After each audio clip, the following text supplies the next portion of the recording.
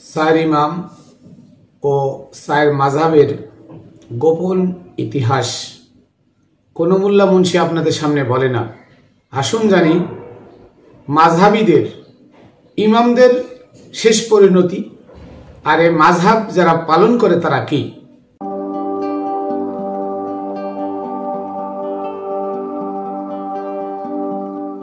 বিসমিল্লাহির রহমানির রহিম। আসসালাতু ওয়াসসালামু আলা সাইয়্যিদিল মুরসালিন ওয়া আলিহি ওয়া আসহাবিহি আজমাইন। প্রিয় তরিকার বন্ধুরা, দেশে বিদেশে যারা যেখানে আছেন সকলকে জানাই Khatune Jannat TV YouTube channel, Facebook page ও রামবেলের পক্ষ থেকে আমি মাইনুল কবির শুভেচ্ছা অভিনন্দন। আমি সর্বপ্রথম আমার সালাম ও কদম বুসি পাক পাঞ্জাতনের রওজায় প্রেরণ করি। বাবা শাহ আলী বগদাদী সহ বাংলাদেশের সকল অলিগণের পাক রওজায় এবং আমার মুর্শিদ হযরতে মানিক চাঁদ শাহ মাদ্দাজিল্লুহুল আলিয়া তার পাক কদমে এই অধমের এ গোলামের সালাম ভক্তি রইল। প্রিয় বন্ধুরা, আপনারা জানেন যে বর্তমান যুগে বিশ্বময় আমি মাইনুল কবির অজানা যে কথাগুলো আপনাদের সামনে তুলে ধরি দলিল ভিত্তিক, এবং এই দলিল এমন দলিল যে দলিল খণ্ডানোর মতো যোগ্যতা ক্ষমতা সারা বিশ্বে কোনো আলেম উলামার এখনো হয় নাই, কারণ আল্লাহর উপরে কার কলম চলে না। তো আমি আজকে দলিল দেব চার ইমাম যে চারটা মাযহাব তৈরি করলেন, আর সেই মাযহাব মেনে আমাদের দেশের আলেম উলামারা, সারা বিশ্বময় আলেম উলামারা চার ইমামের চার মাযহাব মেনে মানুষকে জান্নাতের পথ দেখায়, নাজাতের পথ দেখায়, মানুষকে নবী রাসূলের পথ দেখায়, এটা তারা প্রচার করে।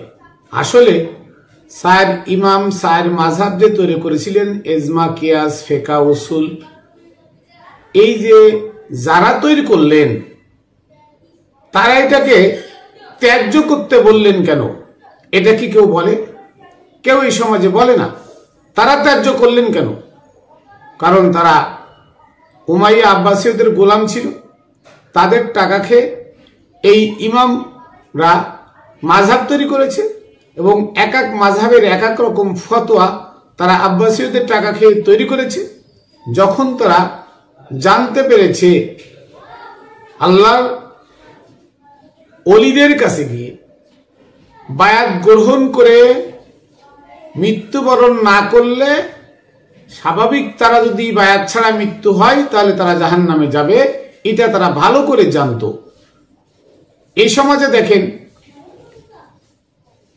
আলেম উলামারা মসজিদের মেম্বারে দাঁড়িয়ে তারা বলে, উচ্চস্বরে বলে, ইমাম আজম ইমাম আবু হানিফা উনি 40 বছর ঈশার উযু দিয়ে ফজরের নামাজ পড়েছেন।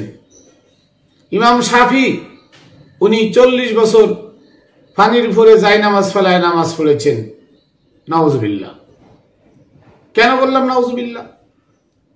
ইমাম শাফি তো আধ্যাত্মিক ছিল না, সে পীর ছিলেন না, ওলিয়া উলিয়া ছিলেন, সে উমাইয়াদের দালাল, সে আব্বাসীয়দের দালাল। তা আব্বাসীয়দের দালাল যাই নামাজ পানির পরে বিছায়ে নামাজ পড়তে পারে, সারা দুনিয়ার এই কওমি ঘরানা, এই ওহাবি আলেম যা আছেন, সারা দুনিয়ার আলেমদের চ্যালেঞ্জ করলাম, আপনারা যাই নামাজ পানির পরে ফেলায় নামাজ পড়তে পারেন একটা লোক দেখান। দেখাতে পারবেন না। 40 বছর আপনারা ঈশার উযুতে ফজরের নামাজ পড়েছেন এমন একটা নজির দেখান, পারবেন না। আপনারা মিথ্যাবাদী, মিথ্যা কথা বলেন, শোনা কথা বলেন, যাচাই বাছাই করে কথা বলেন না। আপনারা মানুষের সামনে বানায় বানায় মিথ্যা কথা বলেন। নবীর নামে মিথ্যা বানোয়াট কথাবার্তা বলা হয়, নবীর পরিবার নিয়ে মিথ্যা বানোয়াট কথাবার্তা এই সমাজে বলা হয়, অথচ আসল কথা কেউ বলে না। আসুন আজকে আসল কথাগুলো জানি। ইমাম আজম ইমাম আবু হানিফা, ওনার জন্ম 80 হিজরিতে, উনি 47 হিজরিতে মারা যান 67 বছর বয়স নিয়ে। উনি ওনার জীবনের ৬২ বছর এই ইমাম মাযহাব নিয়ে কাটাইছেন। উনি হাম্বল ওই মাদ্রাসায় পড়ি মৌলানা। এই মৌলানাদেরকে তারা টাকা দিয়ে মাযহাব তৈরি করে।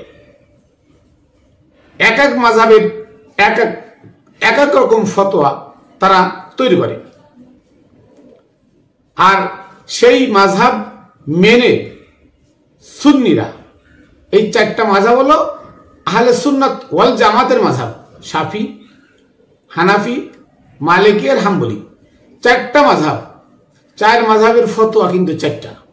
ইমাম আবু হানিফার ফতোয়া হলো যে শরীরে ময়লা লাগলে ধুয়ে ফেললে পাক হয়ে যাবে। ইমাম শাফির ফতোয়া হলো শরীরে ময়লা লাগলে কেটে ফেলতে হবে। তাহলে এক এক ইমামে এক এক ফতোয়া। কোরআন তো একটা, কোরআন তো এক কথাই বলছে। কোরআন তো বারবার এই কথা ও কথা সে কথা বলে নাই।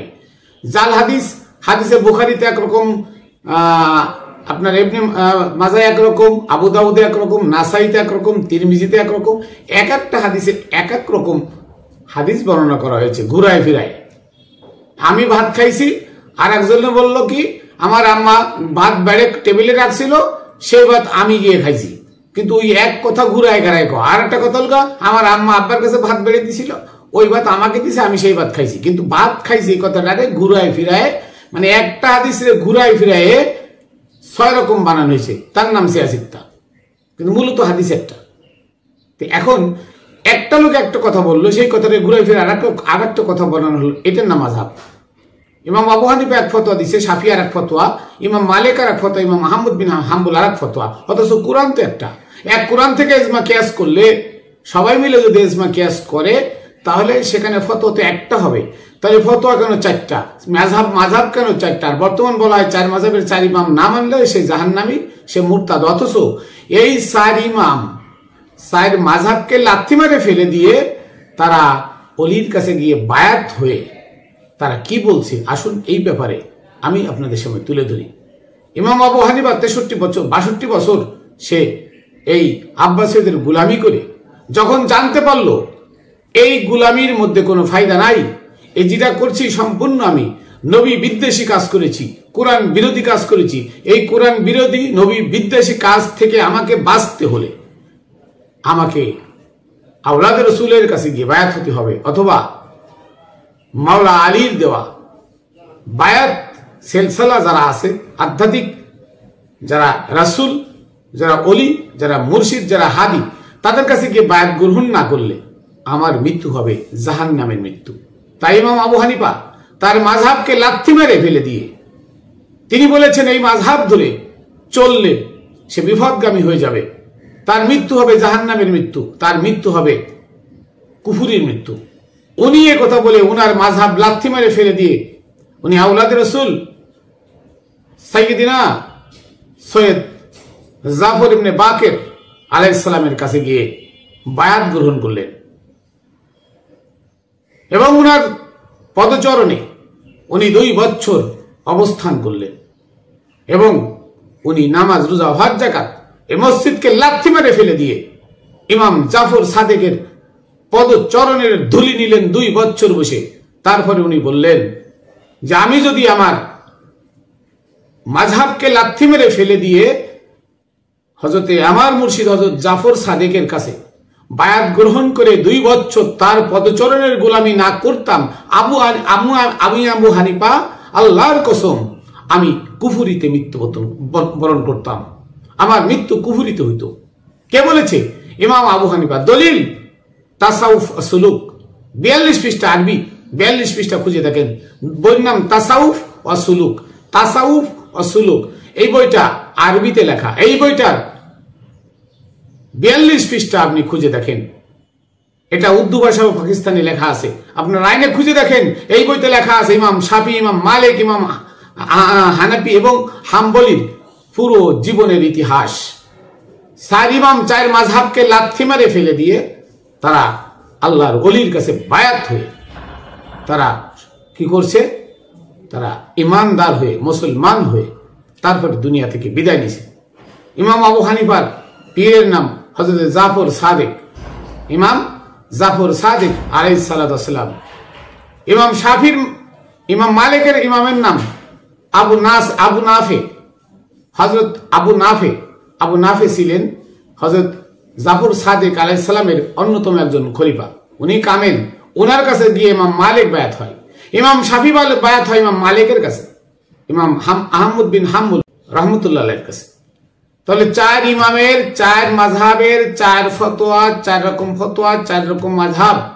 সেই 4 ইমাম যে মাযহাব বানিয়েছেন সেই মাযহাবকে লাথি মেরে ফেলে দিয়ে তারা আল্লাহর ওলির কাছে বায়াত গ্রহণ করে তারা বলে গেলেন যে আমাদের এই মাযহাব ধরে যারা চলবে তারা বিপদগামী, এতে কোনো সন্দেহ নাই। কারণ আমরা যে মাযহাব তৈরি করেছি এ মাযহাব নিগাত দুনিয়াদারির জন্য তৈরি করেছিলাম। এ মাযহাবে আল্লাহ নাই, এ মাযহাবে রাসূল নাই, এ মাযহাবে সৎ পথ নাই, এ মাযহাবে মুক্তির পথ নাই। এ মাযহাব মানুষকে অন্ধকারের মধ্যে ঠেলে দিবে, যার কারণে আমরা লাথি মেরে ফেলে দিয়ে আমরা হযরত জাফর সাদিকের কাছে বায়াত হইলাম, ইমাম মালিক হযরত নাফের কাছে বায়াত হইল, ইমাম শাফি হযরত মালিকের কাছে বায়াত হইল, ইমাম আহমদ বিন হাম্বল হযরত আবু হামজা আলাইহিস সালামের কাছে, আবু হামজা রাহমাতুল্লাহ আলাইহির কাছে বায়াত হইল। তাহলে আজকে আপনারা বলেন শাফি 40 বছর জায়নামাজে পানির ফলে ফলায় নামাজ পড়েছেন, এটা ভুয়া মিথ্যা কথা বানানো। কারণ শাফিকে যখন তারা মাযহাব ছেড়ে দিল, সর্বপ্রথম আবু হানিফাকে কি করলো তারা? আব্বাসীরা ধরে নিয়ে জেলখানার মধ্যে নির্যাতন করে হত্যা করেছে আবু হানিফাকে। কেন সে মাযহাব ছেড়ে দিল? সে মাযহাব যখন ছেড়ে দিল তো তার মাযহাবের অনুসারীরা আবু হানিফার মতো দেখে দেখে তারা বিভিন্ন মুর্শিদের কাছে গিয়ে, ওলির কাছে গিয়ে বায়াত গ্রহণ করা শুরু করলো। এই মাযহাব ত্যাগ হয়ে গেল। তখন আব্বাসীরা ক্ষোভের আগে ইমাম আবু হানিফাকে ধরে 1 বছর জেলখানায় আটকায় তারপরে নির্যাতন করে তাকে হত্যা করা হয়েছে। ইমাম মালিককে গৃহবন্দী করে, মদিনাতে গৃহবন্দী করে তাকে হত্যা করা হয়েছে।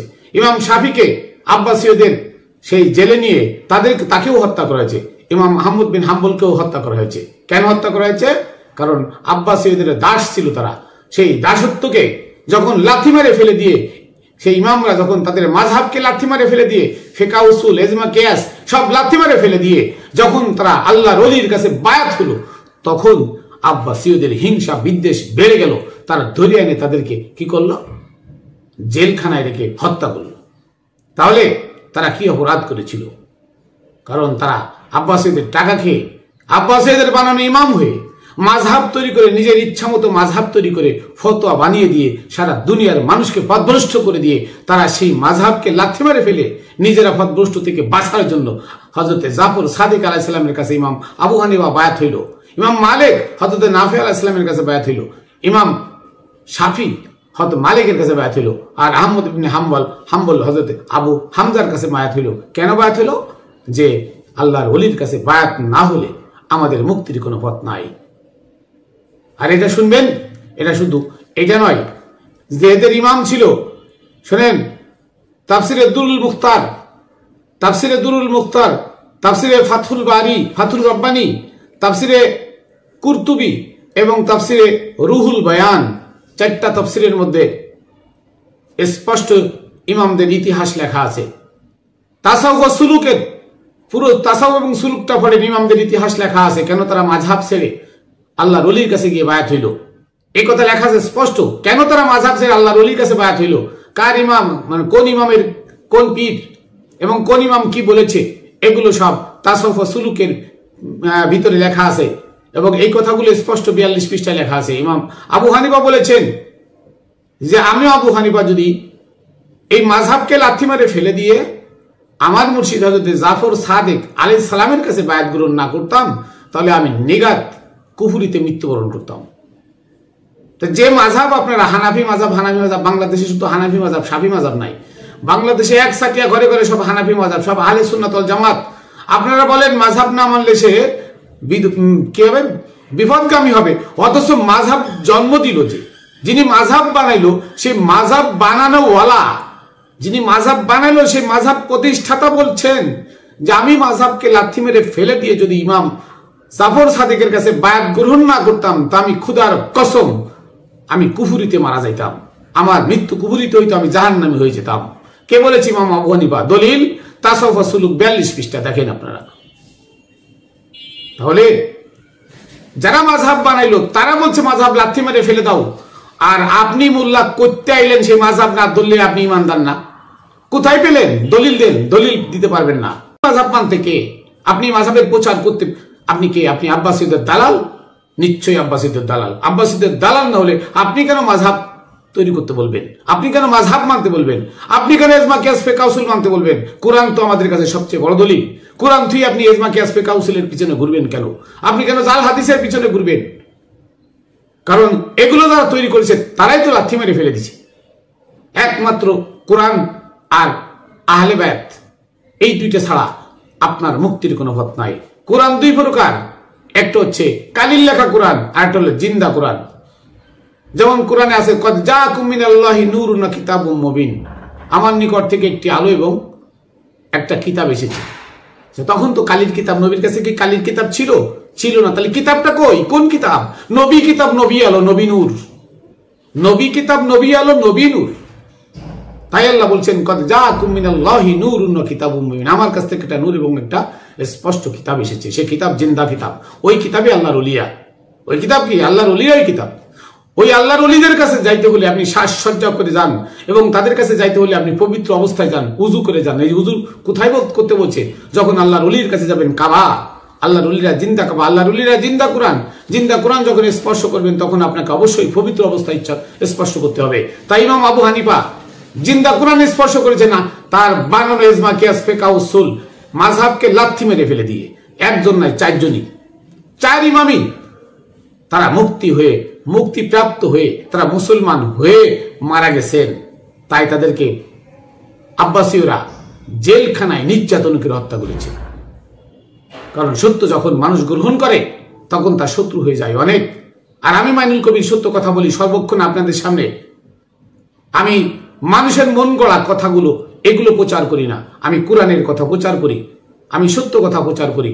আমার কথা তিতা হলেও সত্য, একদিন এটা সারা দুনিয়াতে প্রচার হবে। এই সত্য কথাগুলো ইতিপূর্বে কেউ বলে নাই। কারণ কেন বলে নাই? তাদের গোড়া শক্ত ছিল না। আমার মুর্শিদ শক্ত আছে, আমার মুর্শিদ জিন্দাওয়ালি, আমার মুর্শিদ মজনু মজ্জুব, আমার মুর্শিদ আমাকে সত্য প্রচারের অনুমতি দিয়েছে, তাই সত্য প্রচার করে যাচ্ছি। পারলে আপনি আমার সাথে লড়েন, দলিল দিয়ে লড়েন। তাই ইজমা কিয়াস ফিকহ উসুল এবং মাযহাব ইমাম যারা মানেন তারা ফতভ্রষ্ট, তারা মুরতাদ। আমার কথা না, ইমাম আবু হানিফার কথা, শাফির কথা, মালিকের কথা, ইমাম হাম্বলির কথা, আহমদ ইবনে হাম্বলের কথা। কেন তারা মাযহাব বানিয়ে তারা মাযহাব লাথি মেরে ফেলে আল্লাহর ওলির কাছে বায়াত হয়ে মুসলমান হয়ে কবরে গেছেন। তারা মৃত্যুবরণ করেছেন মুসলমান হয়ে। আর আপনি মাযহাব মেনে ওই মাযহাবের পরে মৃত্যুবরণ করছেন। তারা বলে গেছে মাযহাবের পরে মৃত্যুবরণ করলে সে ফতভ্রষ্ট, সে কুফরি মৃত্যু হলো তার। তাহলে আপনারা আসল জায়গায় হাত না দিয়ে মাযহাব নিয়ে টানাটানি করেন, ইজমা কিয়াস নিয়ে টানাটানি করেন, ফিকহ উসুল নিয়ে টানাটানি করেন, জাল হাদিস নিয়ে টানাটানি করেন। অথচ দুইটা কোরআন রয়ে গেছে আপনাদের কাছে, একটা জিন্দা কোরআন, একটা মুর্দা কোরআন। আল্লাহ জিন্দা কোরআনের কথা বলেছেন, ইত্তাবি সাবিলা মান আনাবা ইলাইয়া, তোমরা জিন্দা কোরআনের কাছে যাও, জিন্দা কোরআনের দেখানো পথে চলো। আর আপনারা মুর্দা কোরআন নিয়ে টানাটানি করেন। মুর্দা কোরআনও পড়েন না, মুর্দা কোরআনও গাইড, এটা আপনারা পড়েন না। তাহলে কি করে আপনারা সত্য পথ পাবেন? কি করে মুক্তি পাবেন? মুক্তি পাইতে হলে আসুন ইজমা কিয়াস ফিকহ উসুল ছেড়ে দিয়ে আহলে বায়াতের দেখানো পথকে আঁকড়ে ধরি। আল্লাহর ওলিদের কাছে গিয়ে আমিত্বকে বিসর্জন দিয়ে তার কাছে ইবলিস মুক্ত হয়ে সেজদা দিয়ে। সেজদা কোথায় দিবেন? জিন্দা কাবায় দিবেন। জিন্দা কোরআনের কাছে গিয়ে সেজদা দিবেন, সেখানে আল্লাহ থাকে। মাটির বানানো প্রতীকী মসজিদের মধ্যে আল্লাহ থাকে না। আর নিরাকারে সেজদা দিলে শিরিক হয়। আল্লাহ বলছে নিরাকারে সেজদা দেওয়া শিরিক। আর জিন্দা কাবা থেকে সেজদা না দিলে কুফরি হয়। জিন্দা কাবা আল্লাহর ওলিরা, সেখানে যান, সেখানে আসুন। সকলকে আহ্বান জানাই সত্যের পথে আসুন। আমি মাইনুল কবির মিথ্যার দিকে আপনাদের ডাকি না, আমি সত্যর দিকে ডাকি। আমি কোরআনের দেখানো পথের দিকে ডাকি, আমি নবী রাসূলের পথের দিকে ডাকি, আমি আহলে বায়াতের পথের দিকে ডাকি। আসুন ইজমা কিয়াস ফিকহ উসুল ফেলে দিয়ে তাদের ইতিহাস পড়ে দেখুন আমার কথাগুলো সত্য কিনা, তাহলে এই কথাগুলো আমি আবারও দলিল দিই যে তাফসিরে দুরুল মুখতার, ভালো করে শুনে রাখেন, তাফসিরে দুরুল মুখতারে স্পষ্ট লেখা আছে ইমামদের ইতিহাস। তারপরে তাফসিরে ফাতহুল রব্বানি, এবারে তাফসিরে কুরতুবি, এরপরে তাফসিরে রুহুল বায়ান, তাফসিরে দুররে মনসুর পড়ে দেখেন, যের ভিতরে ইমামদের ইতিহাস টিকার মধ্যে লেখা আছে, স্পষ্ট উল্লেখ আছে। কারণ ইমামরা ইসলাম গ্রহণ করে মারা গেছে, মুসলমান হয়ে মারা গেছেন। যতদিন পর্যন্ত তারা আল্লাহর ওলির কাছে বায়াত গ্রহণ করে নাই, ততদিন ছিল তারাও অমুসলিম, তারা পথভ্রষ্ট। তাদের মুখের কথা, আমার কথা না। তাসাউফ সুলুক বইটা কিনে আপনারা পড়েন, তাহলে পেয়ে যাবেন। তাই ইমাম মাযহাব লাথি মেরে ফেলে দেন। জালালউদ্দিন রুমির মতো এত বড় মৌলানা পৃথিবীতে আর আসবে না। কি সেই আবু হানিফা, শাফি, মালিক, হাম্বলি, এগুলো জালালউদ্দিন রুমির কাছে কিছু না। সেই জালালউদ্দিন রুমি সব লাথি মেরে ফেলে দিয়ে তার বানানো মসজিদ ভেঙে ফেলছে, মাদ্রাসাকে ভেঙে ফেলছে, ফেলে তার এই সব বই কিতাব নিয়ে পানির মধ্যে ফেলে দিয়েছে, সাগরে ফেলে দিয়েছে, দিয়ে বলছে এই বই কিতাব, এই মাদ্রাসা মসজিদের মধ্যে আল্লাহ নাই। যদি আল্লাহ পেতে চাও, যদি নাজাত পেতে চাও, তাহলে শামসুত তিবরিজের কাছে যাও। তাহলে আসুন আমরা সত্যটা গ্রহণ করি। সত্য পথ খুবই তিতা, খুবই কষ্টের। এ পথ গ্রহণ করলে আপনার আশেপাশে কেউ থাকবে না, তবু আপনাকে একা যেতে হবে। একা যেতে হলে আপনাকে বেছে নিতে হবে সত্যের পথ। আর এই সত্যের পথ ছাড়া আপনি মুক্তি পাবেন না। আপনার একা আসছেন, একা যাবেন, পরিবার পরিজন কেউ সাথে যাবে না, অর্থ কোটি টাকা পয়সা সবই থেকে যাবে, আপনার কথা কেউ স্মরণ করবে না। তারা ওটা ভোগ করবে আনন্দে উল্লাসে, আপনার কথা কেউ স্মরণ করবে না। কাজে আপনাকে বাঁচতে হলে সত্য পথ আঁকড়ে ধরে নিজের বাঁচার আগে চেষ্টা করতে হবে, পরিবার পরিজন পরে। আল্লাহ বলছেন কোরআনে, ইয়া আইয়ুহাল্লাযিনা আমানু কু আনফুসাকুম ওয়া আহলিকুম নারা, হে ঈমানদারগণ, তোমরা নিজে বাঁচো জাহান্নাম থেকে, তারপর তোমাদের পরিবার পরিজন। তাহলে নিজে বাঁচতে হবে। নিজে বাঁচলে, আপনি বাঁচলে আপনার পরিবারকে বাঁচাতে পারবেন। আপনি না বাঁচলে আপনার পরিবার বাঁচবে না, আপনিও বাঁচবেন না। আপনাকে পুনর্জন্মে আবার আসতে হবে। পুনর্জন্মে এসে আপনি আবার সৎপথ প্রাপ্ত হয়ে চাইতে পারবেন, এমন কোনো নজির লেখা নাই।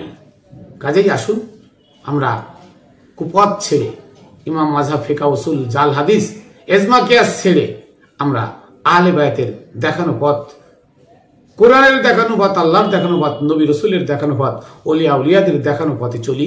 ওই পথ গ্রহণ করলে আমি ইহকাল পরকাল মুক্তি পাবো। তো আমি আমার ভুল ত্রুটি ক্ষমা চেয়ে এখানে আজকের মতো শেষ করছি। আমি আবারও সালাম জানাই পাক পাঞ্জাতনের পাক দরবারে, বাবা শাহ আলী বগদাদির পাক দরবারে, সমস্ত অলিগণের পাক দরবারে, আমার বাবা মানিক চাঁদ রহমতুল্লাহ আলাইহির পাক দরবারে, এবং আমার যত ভক্তবৃন্দ, আশেকান জাকেরান ভাই বোনেরা আছেন, সকলকে জানাই Khatune Jannat TV YouTube channel, Facebook page ও রামবেলের পক্ষ থেকে আবারও শুভেচ্ছা, অভিনন্দন। পরবর্তীতে দেখা হবে অন্য ভিডিও নিয়ে। জয় গুরু।